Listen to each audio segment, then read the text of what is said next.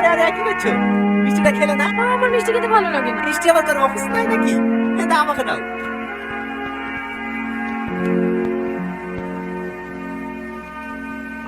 ওই শোন।